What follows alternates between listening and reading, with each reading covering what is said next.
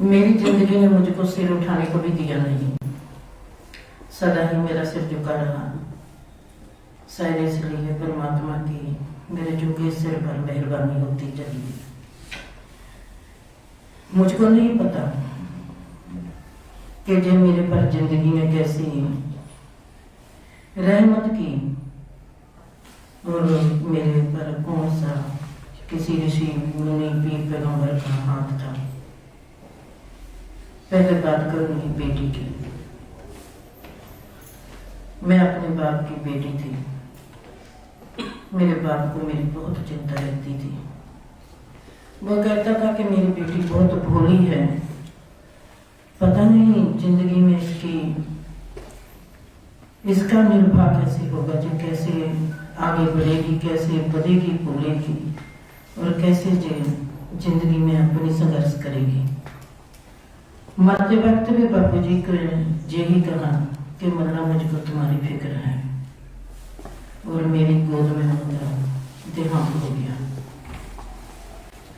अगर मैं अपने आप को देखती हूँ बेटी के लेवल पर, मैं अपने बाप की बहुत ही चहेती बेटी थी और मैं अपने बाप की ही एक आइडल औरत थी। मेरा बाप मेरे से बहुत राजी था। उसके बाद मैं देखती हूँ अपनी औरतपन को। जिंदगी में जैसे जैसे मैंने अपने औरतपन को देखा, मेरे को जिंदगी के हर हिस्से ने औरतपन को मेरे को निखारा। जैसे जैसे मेरे को जिंदगी में रहमतें मिलती गई, मेरा सिर झुकता चला गया। आज भी मैं आप सबके आगे से अपना सिर नहीं उठा सकती। मेरा जो झुका हुआ सिर आप सबके लिए और परमात्मा के लिए इबादत है। मैं इतनी बड़ी नहीं हुई कि मैं आप सबके आगे खड़ के बात करूं, और ना ही मैं इतनी बड़ी हुई हूं कि मैं आंखें उठाकर आपसे बात कर सकूं। ये परमात्मा की रहमत है। अगर मैंने सिर उठा लिया, शायद मेरा परमात्मा मेरे से नाराज न हो जाए। ना ही मैं सिर उठाऊंगी, ना ही मैं कभी खड़ के बात करूंगी। मेरे को परमात्मा ने इतना काबिल नहीं बनाया कि मैं खड़ के बात कर सकूं।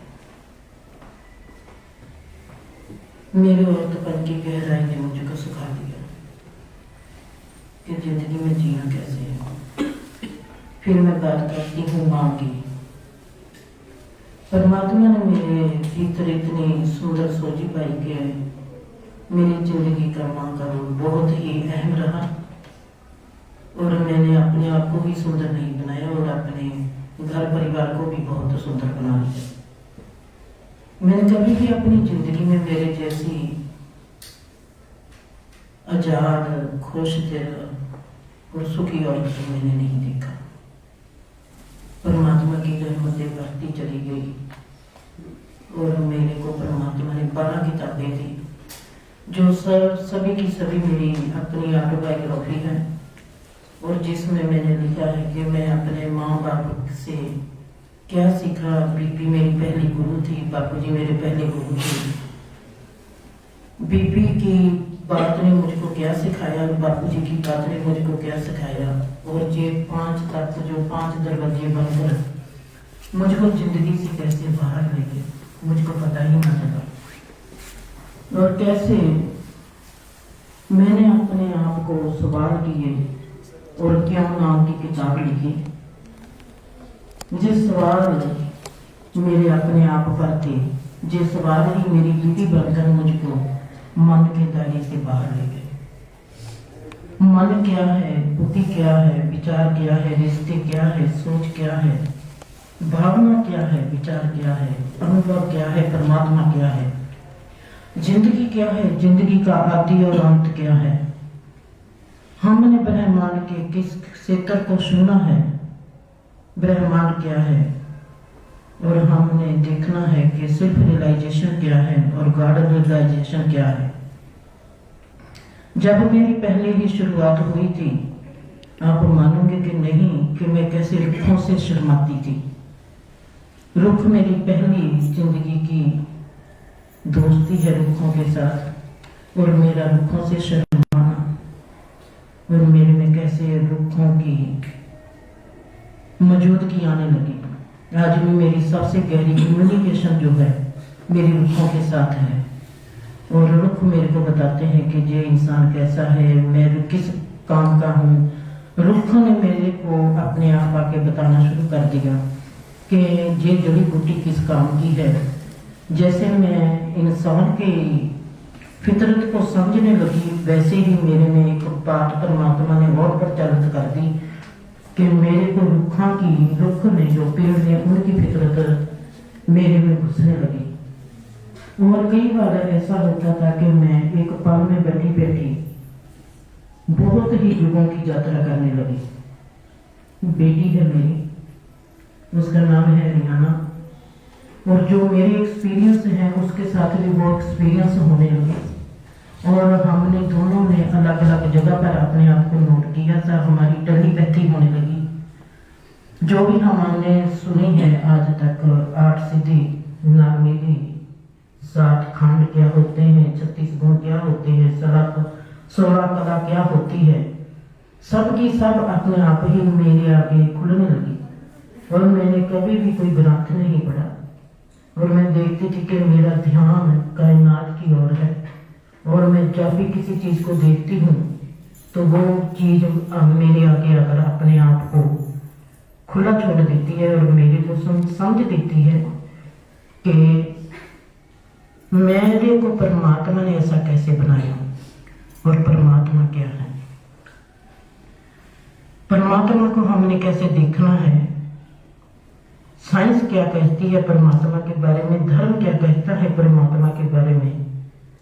मेरी जो यात्रा शुरू होती है, जब मैंने ज्ञानी नाथ सिंह से पूछा था 5 शब्द जित कर सुभागे शब्द बाजे कला जित घर तारिया।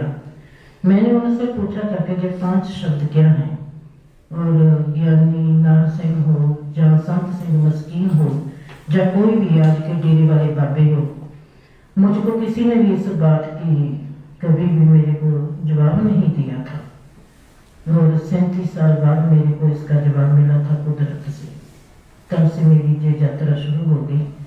आज परमात्मा की मेहरबानी से मेरे को हर डेफिनेशन का पता है कि मैं अगर साइंस परमात्मा की डेफिनेशन लिखनी है, साइंस की ओर से मैं कैसे लिखूंगी, परमात्मा धर्म की ओर से मैं कैसे लिखूंगी। मैंने बताना है अगर आप सबको कि परमात्मा क्या है, हम परमात्मा को कैसे पा सकते हैं, उसको मैं मैथ के जरिए भी आपको बता सकती हूँ, और धर्म के जरिए भी आपको बता सकती हूँ। मेडिटेशन क्या है, इसके बारे क्या है, हम जो संन्यास लेते हैं, जैसे जैसे मैं जीवन में गुजरती चली गई, हमारे जो वेद ग्रंथ हैं, ऋग्वेद है, जो 4 वेद हैं, उनकी सूझी मेरे में आने लगी, और मैंने देखा कि मैं तो बैठी हूँ, बैठी बैठी ही यात्रा करने लगी हूँ।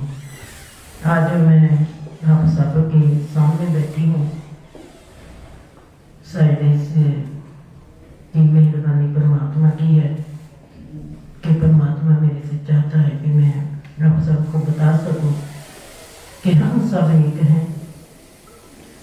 हमको परमात्मा को पाने के लिए हमको खुद को पाना पड़ेगा। हम खुद को कैसे पा सकते हैं, हमको खुद को घुमाना पड़ेगा, हमको मिटाना पड़ेगा। हमारे में से मिटेगा कौन, हमारी में हमारा अस्तित्व, हमारा एहसास। इसके साथ खुश रहो, आबाद रहो, हंसते रहो, बसते रहो। तो मैं आदमी हूँ।